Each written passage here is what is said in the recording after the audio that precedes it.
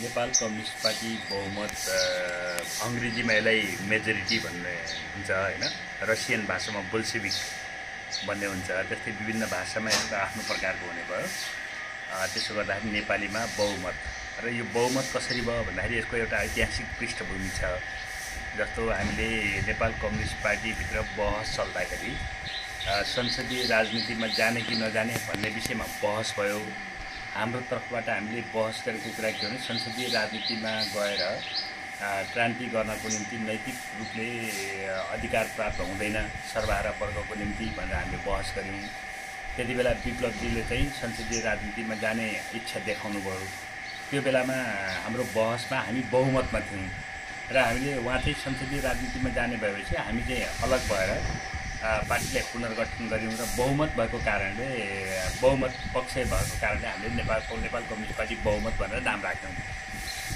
त्यसो गर्दाखेरि क्रान्तिकारी राजनीति अपनाउने कि संसदवादी राजनीति अपनाउने भन्ने सन्दर्भमा हाम्रो क्रान्तिकारी राजनीति अपनाउनुपर्छ भन्ने मतमा बहुमत थियो त्यो बेलामा पार्टीमा।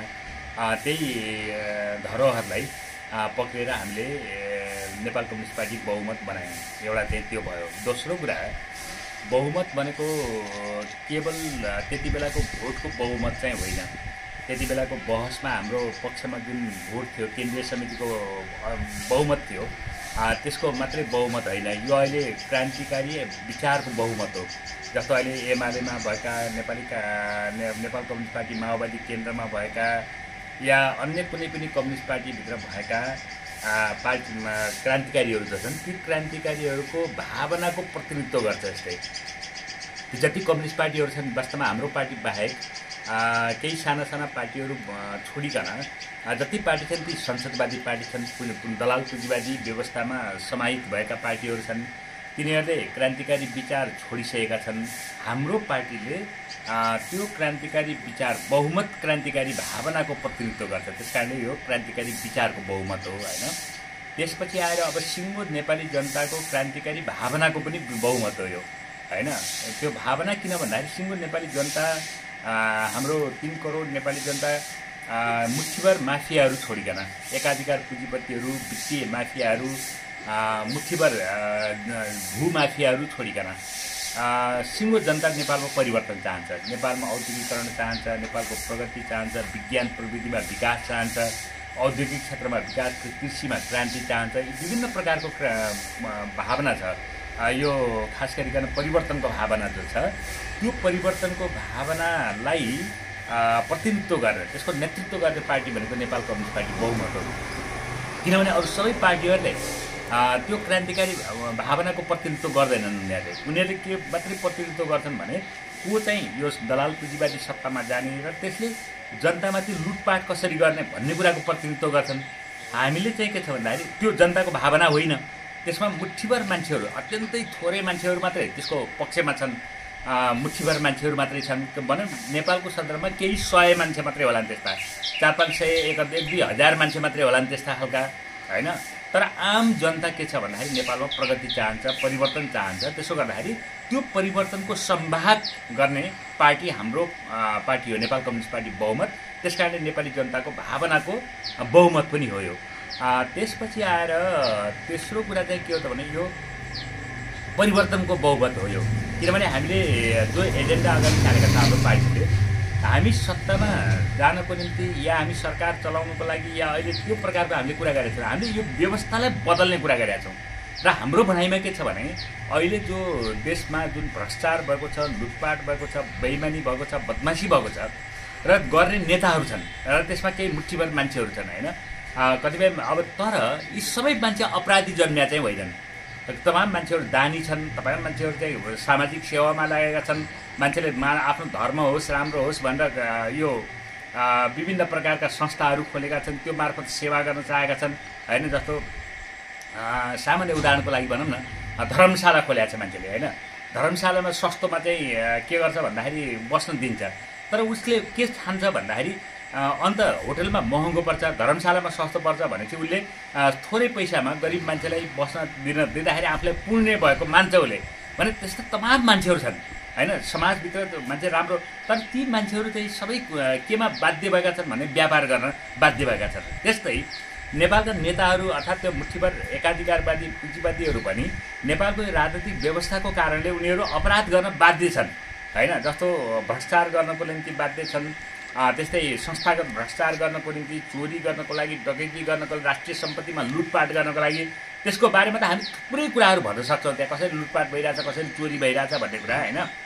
यो कुरा केले बनाएको छ भने नेपालको व्यवस्थाले बनाएको छ। नेपालको अहिले दलाल पुँजीवादी व्यवस्था छ।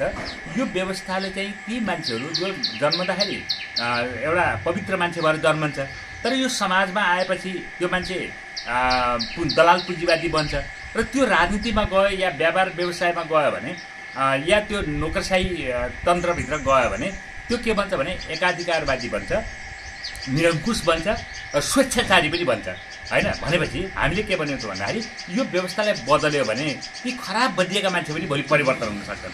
त्यसो गर्दाखेरि यो भावना एउटा दर्शनको क्रान्तिकारी दर्शन भन्नुहोस्, मार्क्सवाद लेनिनवाद माओवादी दर्शनको चाहिँ के हो त भन्दाखेरि यो द्वन्द्वात्मक भौतिकवादी दर्शनको बहुमत विचार हो। यो सिङ्गो नेपाली जनता अथवा भन्नुहोस् मानव जाति एउटा चाहिँ राम्रो खालको चाहिँ समाज होस् भन्ने एउटा जो दर्शन अपनाउँछ त्यसको प्रतिनिधित्व गर्ने पार्टी चाहिँ नेपाल कम्युनिस्ट पार्टी बहुमत हो। भन्दाखेरि हाम्रो सुरु त हाम्रो के भयो भन्दाखेरि पार्टीभित्रको अन्तरसङ्घर्षबाट सुरु भयो, तर विकासको क्रममा यसले समग्र चिजहरूलाई समेट्ने र जनताको भावनालाई चाहिँ पक्रने भावनाले यसको नाम चाहिँ बहुमत हो भन्ने हो। यसको छोटोमा कुरा गर्दाखेरि यसको परिचय चाहिँ के भयो?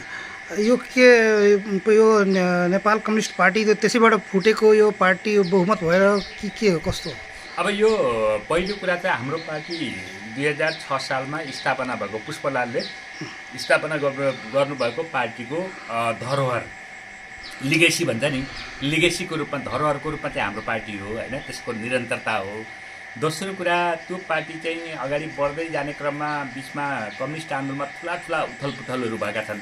तराईमा चाहिँ ठुला किसान आन्दोलन भएका छन्, पहाडमा किसान आन्दोलन हुँदै आएर तपाईँको चाहिँ झापा आन्दोलन भएको छ। एउटा ठुलो क्रान्तिकारी लिप थियो त्यो बेलाको हैन, छलाङ थियो।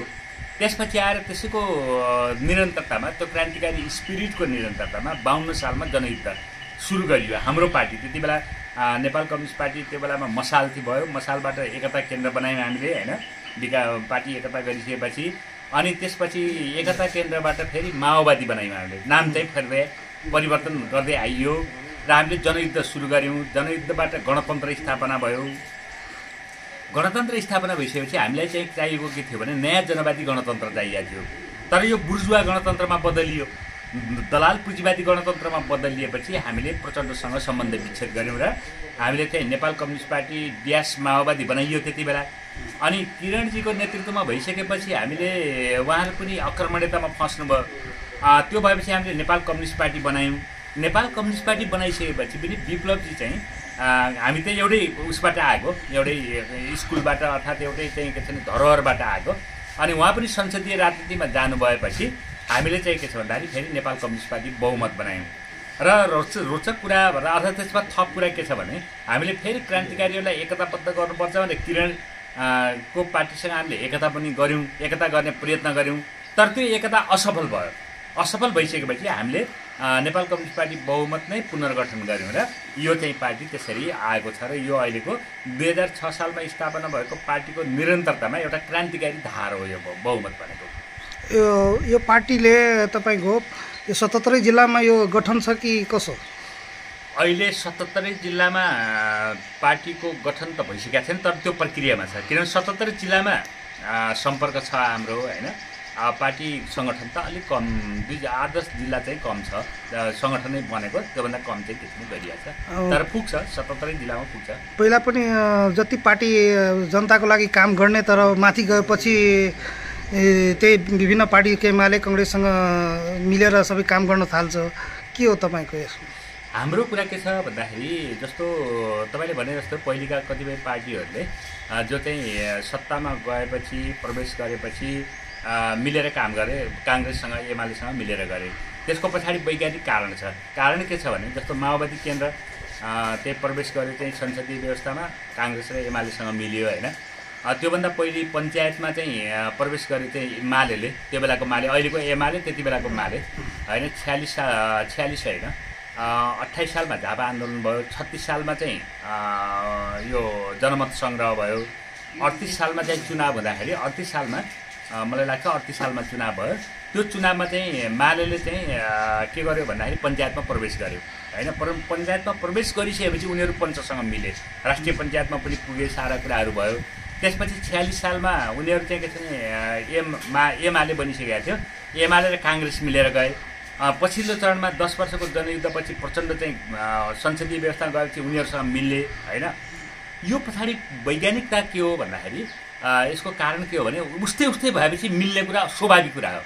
किन राजनीतिमा, विचारमा, दृष्टिकोणमा उस्तै भएपछि मिल्ने कुरा स्वाभाविक हो। हाम्रो चाहिँ के छ भने हामीले त हाम्रो पार्टीको कुरा गर्नुहुन्छ भने हामीले सिङ्गो एउटा नयाँ प्रणालीलाई प्रस्ताव गरेका छौँ अहिले, जुन अहिलेको समाधान हो। जस्तो नेपालको राजनीतिक समस्या जुन छ त्यो समस्याको समाधान के हो भन्ने कुरा हामीले अगाडि सारेका छौँ र अगाडि सारिसकेपछि त्यो परिस्थितिलाई ल्याउने भनेको नेपालमा एउटा ठुलो क्रान्तिको कुरा हुन्छ। राजनीतिक क्रान्ति, आर्थिक क्रान्ति, सामाजिक क्रान्ति, सांस्कृतिक क्रान्ति होइन। त्यो क्रान्तिद्वारा त्यो प्रकारको समाज स्थापित हुन्छ र त्यो समाजले के गर्छ भने अहिले जो खराब बनिएका मान्छे छन् तिनलाई पनि रूपान्तरण गर्छ। त्यसो गर्दाखेरि हामी ती पार्टीहरूसँग मिल्नको लागि त हामी संसदीय व्यवस्थामा जानु पर्यो।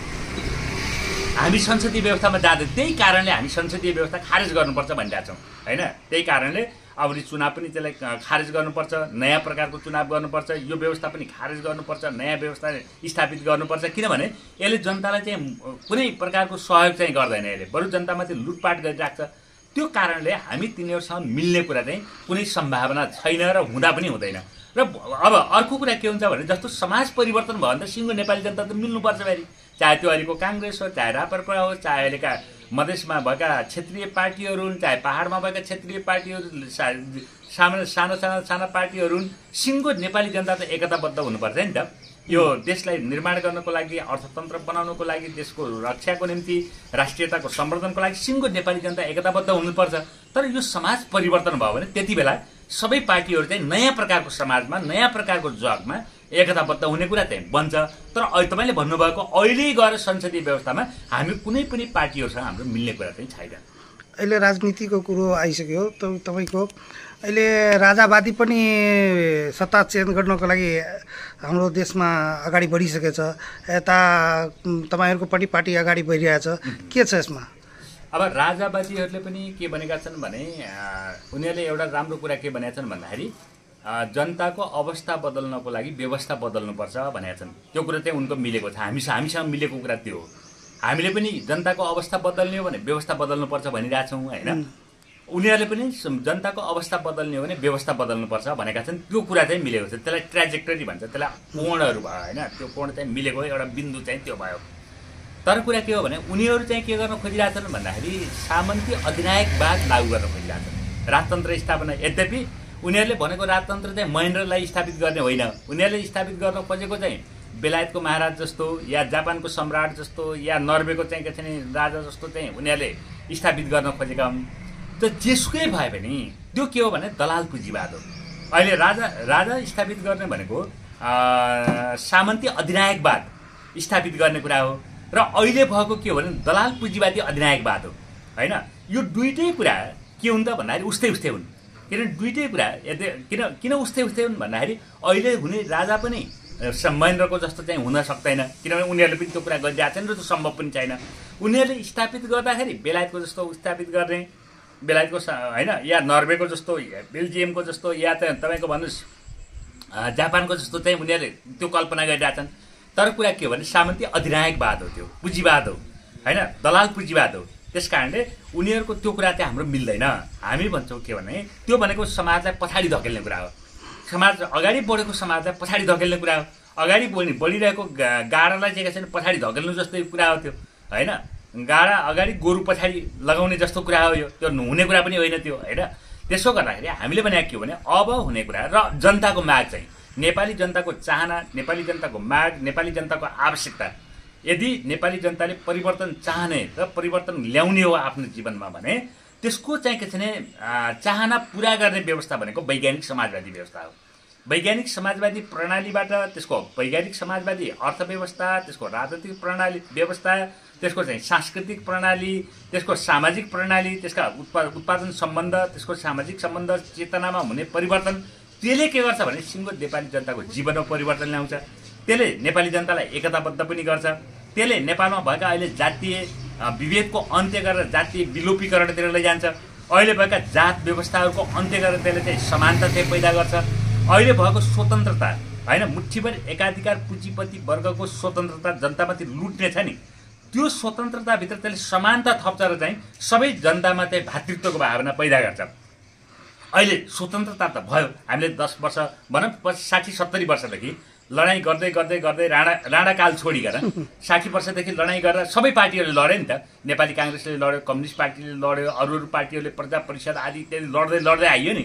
त्यसले के गर्यो, एक प्रकारको स्वतन्त्रता त भयो, तर स्वतन्त्रतालाई कसले हाइज्याक गरिदियो त, कसले अपहरण गर्यो भने एकाधिकार पुँजीपति वर्गले, एकाधिकार पुँजीपतिका दलाल पुँजीपतिहरूले अपहरण गरे त्यसलाई, र जनतालाई के गर्यो भने समानताबाट वञ्चित गरे। अब हामीले गर्न खोजेको के छ भने समानता चाहिँ कसरी ल्याउनु पर्यो त्यसमा, ताकि अर्थ प्रणाली समान तरिकाले वितरण होस्, समान प्रकारले शिक्षा प्रणालीमा समानता, आवासमा चाहिँ जमिनमा चाहिँ के अधिकार समान प्रकारको होस्, उत्पादनका साधनहरूमा चाहिँ समान प्रकारको होस्, यो प्रकारको व्यवस्था चाहिँ जरुरी छ भन्ने हाम्रो कुरा छ। र त्यो जनताको माग त्यो छ। अहिले जनतालाई दिलाउनु पर्ने कुरा चाहिँ त्यो छ। अहिले ल्याउने कसरी सर? त्यो तपाईँले धेरै महत्त्वपूर्ण प्रश्न गर्नुभयो, ल्याउने कसरी होइन। यो कुरा जो हामीले भनेका छौँ नि, जस्तो हामीले के भन्यौँ भन्दाखेरि यसका निम्ति राजनीतिक व्यवस्था परिवर्तन गर्नु पर्यो, आर्थिक प्रणाली परिवर्तन गर्नु पर्यो। त्यसका हाम्रा निश्चित मान्यताहरू छन्। के भयो भने आर्थिक प्रणाली परिवर्तन हुन्छ, के भयो भने राजनीतिक प्रणाली परिवर्तन हुन्छ, के भयो भने सामाजिक प्रणाली परिवर्तन हुन्छ भन्ने कुरा हाम्रा स्पष्ट कुराहरू छन् होइन। जस्तो म तपाईँले संक्षेपमा भनिहालौँ, राजनीतिक हिसाबले के अरे आर्थिक हिसाबले हामीले के भन्यौँ भने सम्पूर्ण नेपाली जनताको जन्मसिद्ध अधिकार, जमिनमा अधिकार, त्यो भनेको उत्पादनका साधनहरूमा जन्मसिद्ध अधिकार हुनुपर्छ भनेर भन्यौँ हामीले होइन। त्यो भनेको के हो त भन्दाखेरि जमिन चाहिँ आधारभूत उत्पादनको साधन हो। जन्मसिद्ध अधिकार भएपछि सबै समस्याहरू त्यसले सैद्धान्तिक, राजनैतिक, वैज्ञानिक समस्या समाधान गर्छ। अब सामाजिक हिसाबले हामीले के भन्यौँ भन्नुहुन्छ भने न्यायपालिका, सामाजिक प्रणाली हो न्याय प्रणाली भनेको। न्यायपालिका जनताबाट निर्वाचित हुनुपर्छ भनेको प्रधान न्यायाधीशलाई जनताको भोटले चुन्नुपर्छ। त्यो भयो भने न्याय चाहिँ के छ भने जनमुखी हुन्छ, राष्ट्रमुखी हुन्छ होइन। त्यो भन्यौँ हामीले। तेस्रो कुरा हामीले के भने राजनीतिक क्षेत्रमा होइन, राजनीतिक क्षेत्रमा जनताको नेता चाहिँ जनताबाट निर्वाचित हुनुपर्छ। अहिले पार्लियामेन्ट्री व्यवस्थामा जनताबाट निर्वाचित हुँदैन, त्यो चाहिँ मनोनित हुन्छ। केही मुठ्ठीभर मान्छेहरूबाट, केही सीमित मान्छेबाट मनोनित भएको प्रधानमन्त्री हुन्छ, त्यसले शासन गर्ने अधिकार हुँदैन। सिङ्गो नेपाली जनताले भोट हालेर जनताको बहुमत आएकोबाट त्यो के हुनुपर्छ भन्दाखेरि निर्वाचित हुनुपर्छ। त्यो भने त्यसलाई नैतिक अधिकार हुन्छ होइन, निर्वाचित हुनु पर्यो। तेस्रो कुरा चाहिँ के छ भन्दाखेरि नीति निर्माण गर्ने र अर्थ प्रणाली सञ्चालन गर्ने एउटै संस्था हुनु हुँदैन, त्यो अलग अलग हुनुपर्छ। जस्तो मन्त्रीमण्डल चाहिँ जो हुन्छ त्यसले चाहिँ अर्थ प्रणाली परिचालन गर्छ होइन, आर्थिक प्रणाली परिचालन गर्छ। जनप्रतिनिधि सभाले चाहिँ नियम कानुनहरू चाहिँ परिचालन गर्छ। अनि नियम बनाउने मान्छे र अर्थ चलाउने मान्छे एउटै भयो, एउटै संस्था भयो भने त्यहाँ के हुन्छ भने भ्रष्टाचार हुन्छ। त्यसो गर्दाखेरि मन्त्री परिषद चाहिँ के छ भने विज्ञहरूबाट निर्माण गरिनुपर्छ होइन। र जनप्रतिनिधि सभाले नियम नीतिहरू चाहिँ निर्माण गर्नुपर्छ, जनताको पक्षमा हुनुपर्छ। यो कुरा भयो। अब यो आउँछ कसरी भन्दाखेरि यो कुरा BICC को हलबाट आउँदैन। अहिलेको पार्लियामेन्टबाट तिनले कानुन बनाएर नियम बनाएर यो सम्भव छैन। किन सम्भव छैन भने तिनले कानुन उल्लङ्घन गर्न मिल्दैन, संविधान उल्लङ्घन गर्न मिल्दैन। यो संविधानले यो प्रकारको राजनीतिक परिवर्तनको निम्ति अपेक्षा गरेका छैन, त्यसलाई वर्जित गरेको छ। बरु किनभने परिवर्तन गर्न नपाउने कुरा चाहिँ त्यहाँ लेखिएको छ होइन, धेरै कुराहरू चाहिँ त्यो प्रकारले प्रतिबन्धित गरेका छ। त्यसो भइसकेपछि यसलाई परिवर्तन गर्न सक्ने अधिकार केवल नेपाली जनतालाई छ, र त्यो नेपाली जनतालाई छ जो सडकमा आउँछ। त्यसले भोट हालेर पनि अधिकार प्राप्त गर्दैन, किनभने भोट हालेर प्रतिनिधि पठाएर जसले चाहिँ परिवर्तन गर्न भन्छ त्यसले त के छ भने त्यही संविधानको रक्षा गर्नुपर्छ, जुन संविधान नेपाली जनतामाथि शोषण उत्पीडन गरिरहेको छ। त्यस कारणले यसलाई परिवर्तन गर्नको लागि एकचोटि नेपाली जनता सडकमा आउनुपर्छ र त्यसले ठुलो प्रदर्शन पनि गर्नु पर्यो, त्यसले आन्दोलन गर्नु पर्यो, जनआन्दोलन गर्नु पर्यो। अब दोस्रो जनआन्दोलन भनेको थियौँ हामीले 62-63 मा होइन। अब तेस्रो जनआन्दोलन गर्नु पर्छ। त्यो तेस्रो जनआन्दोलनबाट सिंहदरबारमा भएका माफियाका मालिकहरू अर्थात् नोकरहरू, एकाधिकार पुँजीपति वर्गका नोकरहरूलाई त्यहाँबाट बढाएर फाल्नुपर्छ। त्यो ठाउँमा जनताको चाहिँ शासन व्यवस्था स्थापित गर्नुपर्छ र त्यो गर्नको लागि जनआन्दोलन बाहेक अर्को उपाय छैन। यसलाई ल्याउने तरिका भनेको एउटा जनआन्दोलन हो र त्यो जनआन्दोलन बाहेक अर्को तरिका पनि छैन। फेरि त्यो ठुलो जनआन्दोलन सृष्टि गरेर यो व्यवस्थालाई फाल्नुपर्छ र लिएर आउनुपर्छ। हाम्रो कुरा चाहिँ त्यो हो।